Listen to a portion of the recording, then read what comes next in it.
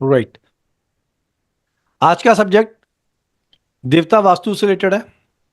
देवता वास्तु के अंदर हम पूरी जर्नी के अंदर हम समझेंगे कि सारे देवताओं के विषय में जानेंगे, सारे देवताओं की रेमेडीज के ऊपर बात करेंगे और किस तरीके से इसको हम अपने दिनचर्या में यूज में लेके आ सकते हैं, इस पे विषय में बात करेंगे। बहरहाल सब्जेक्ट बड़ा है। आज हम पर्टिकुलर किसी सिस्टम पे बात करते हैं, किसी देवता पे बात करते हैं, क्योंकि बहुत सारे देवता हैं। सब पे आज ही विषय में बात करना पाना एक ही दिन में मुश्किल काम होगा। तो let us start with one of the very important field जो हम यूट्यूब के माध्यम से और आप सब लोग जगह जगह के माध्यम से आप ध्यान देते हैं कि साउथ वेस्ट की डायरेक्शन के ऊपर फलाना प्रकार की समस्या आ जाए, टॉयलेट आ जाए, ये दिक्कत आ जाए, तो बहुत समस्याएं पैदा होती हैं नाना प्रकार की।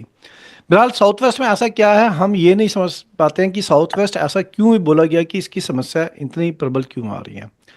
हमें वास्तु को समझने के लिए रूट पे जाना चाहिए। जब हम डायरेक्शंस पे काम करते हैं, जोन पे काम करते हैं, देवताओं के एट्रीब्यूट्स को जोन में डाला जाता है। देवताओं के एट्रीब्यूट्स को जोन में डाला जाता है। जोन रूट नहीं है, देवता रूट है।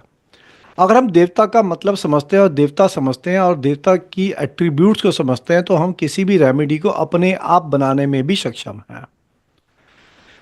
वास्तु सिर्फ घर तक, मकान तक सीमित नहीं है। वो अवचेतन मन से चेतन मन की यात्रा है।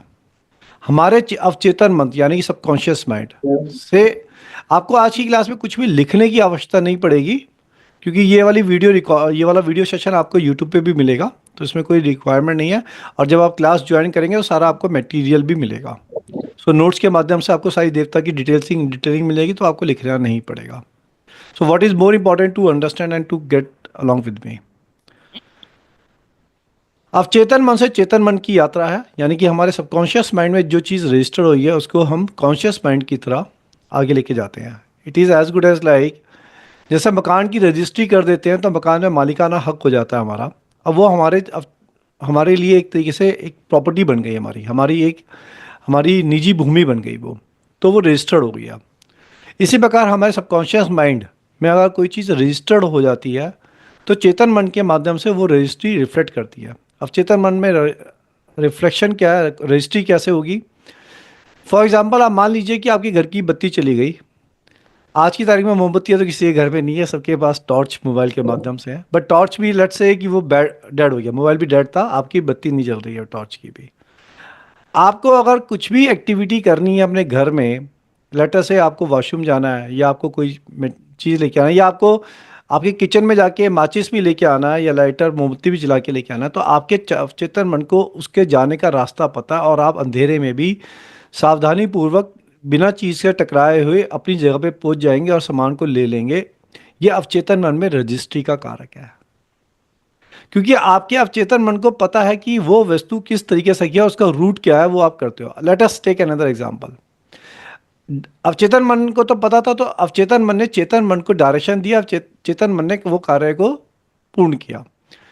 आप सब लोग वाहन चलाते हैं, तो कोई 2 पहिया या 4 पहिया का वाहन चलाते होंगे या किसी ने चलाया होगा पहले। साइकिल सबने यंग स्टेज में ऑलमोस्ट चलाई होती है।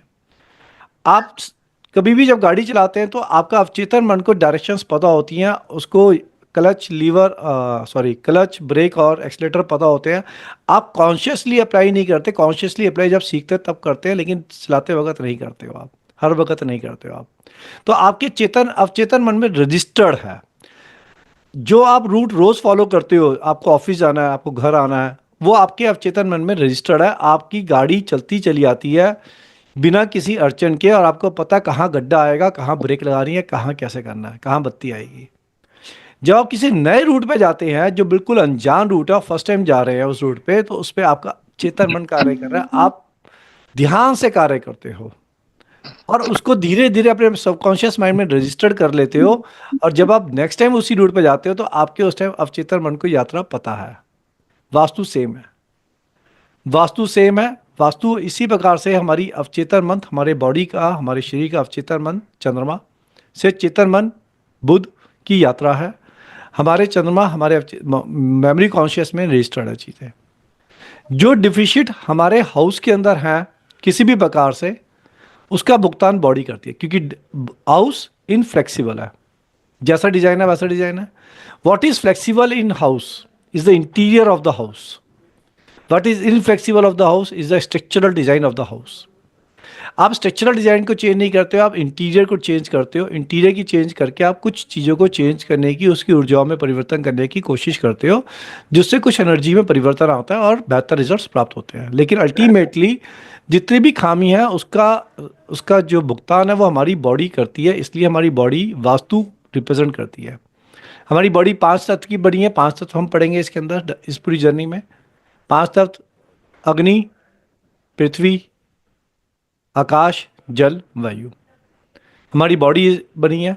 पूरा ब्रह्मांड 5 तत्व का बना है। हमारी बॉडी भी उसका एक पार्ट है। उसका रिप्रेजेंटेशन हमारी बॉडी भी कर रही है।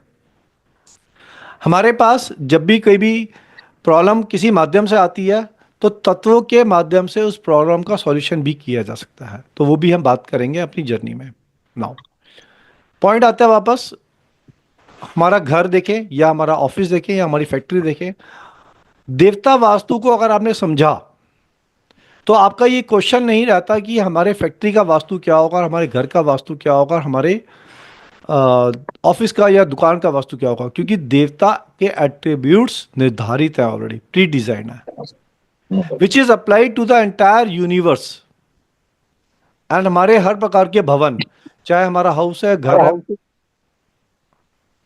चाहे हमारा हाउस है, प्लीज अपने ऑडियोज ऑफ रखें। हमारा ऑफिस है, हमारा दफ्तर है, हमारी फैक्ट्री है, हमारा कोई भी प्रकार व्यवसाय करने का तरीका है, चाहे मॉल है, उसमें 45 देवता ही अप्लाई होते हैं। वो ही एक नियम है जो अप्लाई होता है। अगर हमने इसको समझ लिया, ये एडवांस देवता के रूप में, एडवांस वास्तु के रूप में पढ़ाया जाता है। हाउएवर मेरा मानना ये है कि ये एडवांस नहीं है, ये प्राइमरी स्टेज है, क्योंकि इसी से ही फाउंडेशन बिल्ड होती है। फाउंडेशन जोनल वास्तु से बिल्ड नहीं होती। जोनल वास्तु तो रट्टिफिकेशन की तरह है। जैसे सेंटेंस बना के दे दिया, उसको बोल दिया गया कि आप इसको रट लो और अंग्रेजी के टेस्ट में इसको लिख दो तो पास हो जाओगे। It's not that. अगर आपने सेंटेंस बनाने की विधि सीख ली तो you can make any number of sentences. तो देवता वास्तु is learning to make sentences of your own. It's a design where you can design your own remedies. So we believe in designing the remedies rather than following the traditional always remedies.